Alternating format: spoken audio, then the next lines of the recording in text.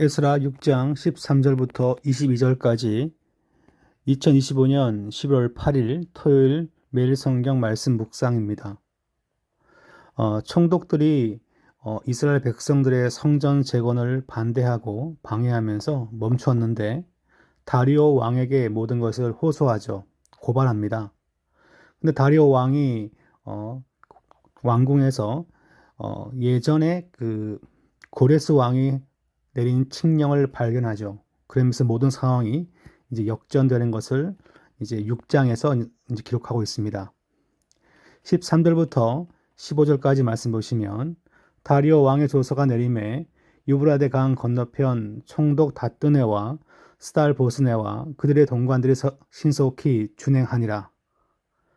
유다 사람들의 장로들이 선지자 학개와 이또의 손자 스가랴의 권면을 따랐으므로 성전 건축하는 일이 형통한지라.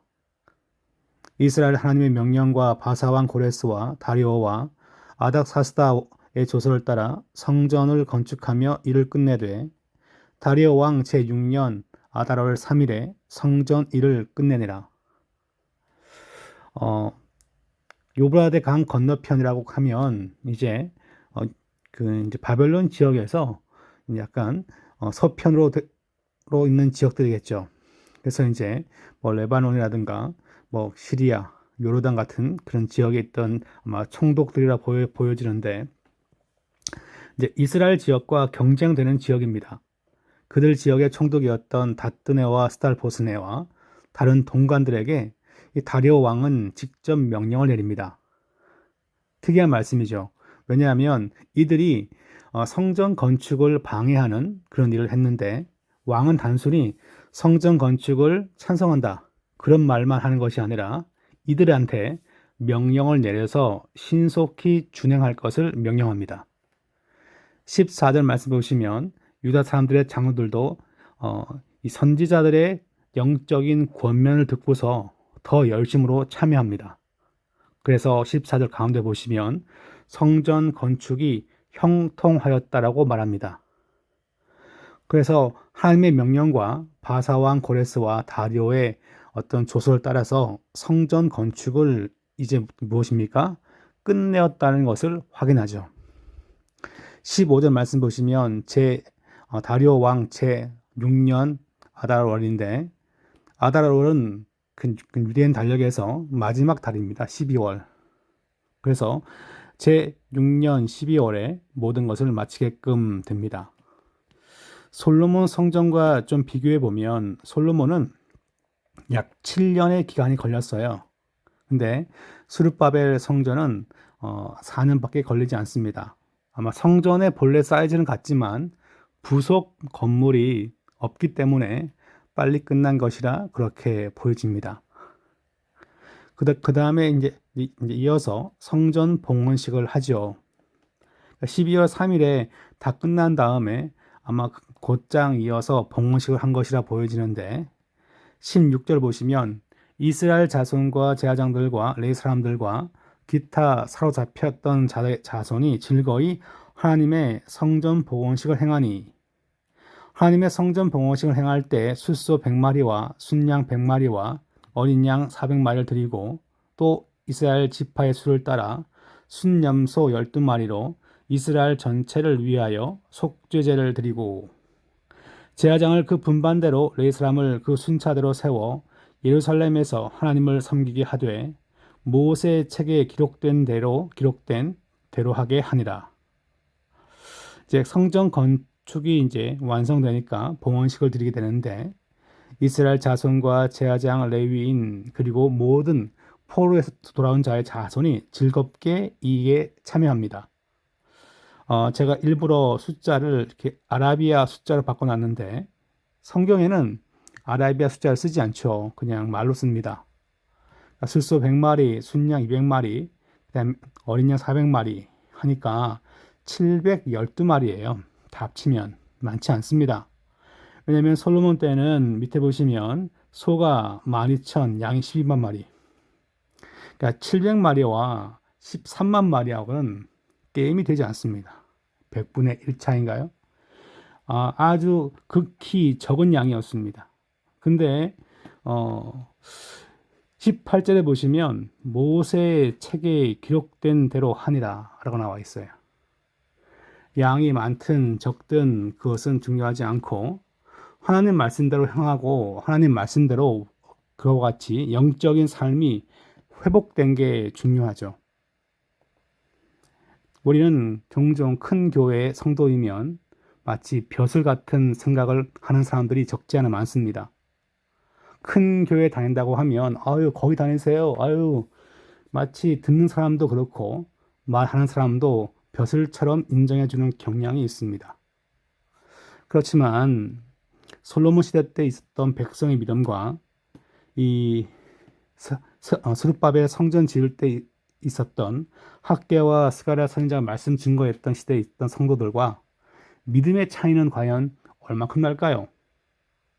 그건 우리가 뭐라고 장담할 수는 없을 것입니다. 이렇게 말씀을 써봤어요. 하나님은 말씀을 따를 때 큰 빵을 주시기도 하시고 혹은 작은 빵을 주시기도 하시나 하나님의 인자하심으로 바로 하나님의 헤세드라고 하는데 하나님의 인자하심으로 성도는 먹고 살아가는 법이죠. 큰 빵덩어리라고 하여 복을 많이 받는 것도 아니고 적은 빵덩어리 하여 복을 덜 받는 것도 아니고 하나님의 인자하심으로 성도는 그 모양대로 사는 것입니다. 그러니까 우리는 규모에 집착하기보다 여호와의 말씀에 집착하는 성도가 되어야 되는데 바로 당시의 봉헌식의 규모는 이 짐승의 규모가 턱없이 부족했지만 그럼에도 불구하고 그들은 무엇입니까? 하나님께 바른 속죄 제사를 드리고 예배를 드리고 모세가 전한 하나님의 말씀대로 행동했다는 것을 기록합니다. 중요한 교훈일 것입니다. 그 다음 보시면 이제 12월 이제 한 첫 주, 둘째 주에 이제 큰 행사를 치른 다음에 이제 1월이 되면 그 유대인 달력으로 정월은 한 3월 말 4월쯤 됩니다. 그러니까 정월 14일에 6월절을 지킵니다. 19절 말씀 보시면 사로잡혔던 자의 자손이 첫째 달 14일에 6월절 지키되 제사장들과 레위 사람들이 일제히 몸을 정결하게 하여 다 정결함에 사로잡혔던 자들의 모든 자손과 자기 형제 제사장들과 자기를 위하여 6월절 양을 잡으니 사로잡혔다가 돌아온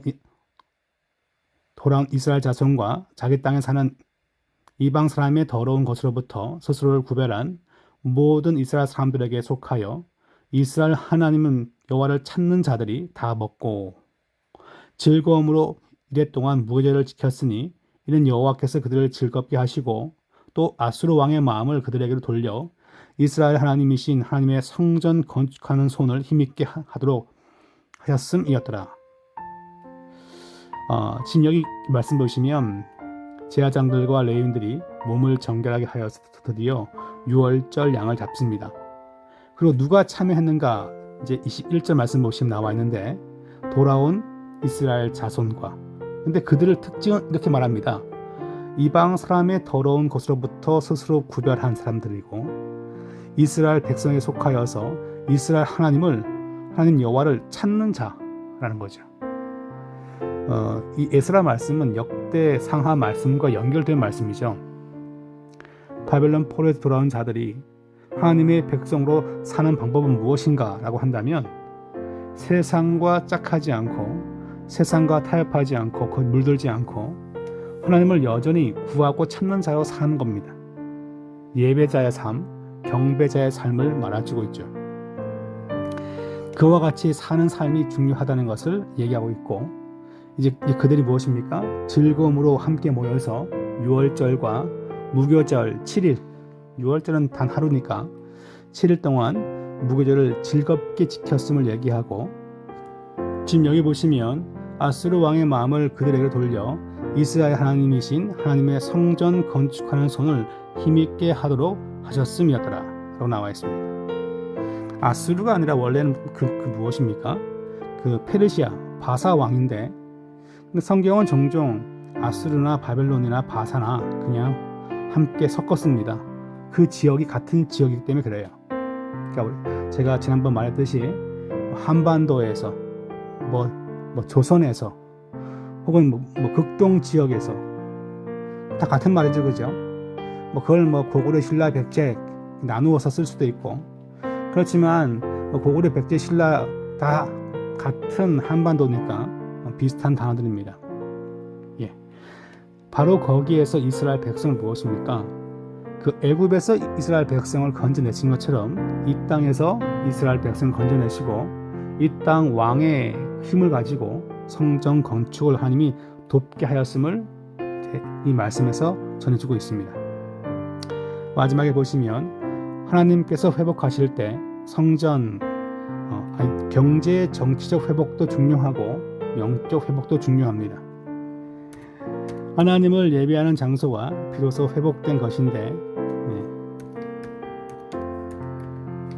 바벨론 포로 생활이 이제는 출애굽의 기쁨처럼 해방의 기쁨을 받게 하시는 하나님이심을, 그렇게 완성된 것을 말하는 거죠. 하나님께서 회복하시는 거룩한 은혜의 물결을 받아들이고 나도 자원하여서 건축에 참여하고 인도하심에 참여하고 예배에 참여하는 자, 이것이 참된 복된 자의 삶이라는 것을 말해줍니다. 삶의 환경만 회복되는 것이 아니라 영적 회복, 예배 회복, 하나님을 찾는 삶의 회복이 중요함을 이 에스라 말씀도 우리에게 교훈을 주고 있습니다.